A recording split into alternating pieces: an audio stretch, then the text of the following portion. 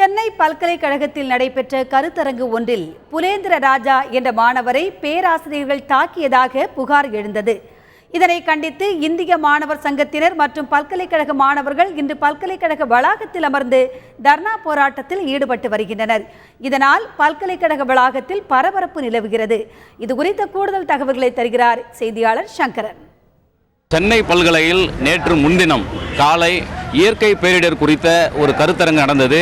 இதில் பங்கேற்ற இலங்கை வாழ் இளைஞரான ஜோனஸ் என்பவர் இந்த தமிழக அரசு எடுத்துள்ள நடவடிக்கைகள் குறித்து சில கேள்விகள் எழுப்பியதாகவும் அதைத் தொடர்ந்து இதனால் ஆத்திரப்பட்ட ஒரு சிலர் அவர் கடுமையாக தாக்கினர்.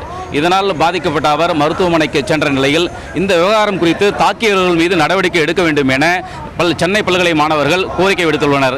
இதனிடையே இன்று காலை திருவள்ளூர் சிலை அருகே உள்ள சென்னை பல்கலைக்கழக வளாகத்தில் மாணவர்கள் அனைவரும் ஒன்று திரண்டு ஆர்ப்பாட்டம் நடத்துகின்றனர். போனஸ் மாணவர் கடுமையாக கழுத்து நரம்பு பாதிக்கப்பட்டுள்ளதை அடுத்து மேலும் அவர் உடல்நலம் கடுமையாக பாதிக்கப்பட்டுள்ளதால் தற்போது ஆம்புலன்ஸ் மூலம் சென்னை அரசு புது மருத்துவமனைக்கு அழைத்து செல்லப்பட்டுள்ளார். இதற்கிடையே சென்னை பல்கலை விடுதியில் தங்கியுள்ள மாணவர்கள் அனைவரும் உடனடியாக வெளியேற வேண்டும் என்று பல்கலை நிர்வாகம் வற்புறுத்துவதாக மாணவர்கள் குற்றம் சாட்டுகின்றனர்.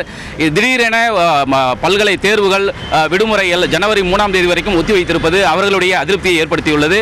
இதற்கிடையே சென்னை பல்கலையில் பாதுகாப்பு பலப்படுத்தப்பட்டு போலீசார் அனைத்து நுழைவாயில்களிலும் போலீசார் நிறுத்தப்பட்டுள்ளனர். பணியாளர்கள் உட்பட அனைவரும் அடையாள அட்டையை காண்பித்த பிறகே அனுமதிக்கப்படுகின்றனர்.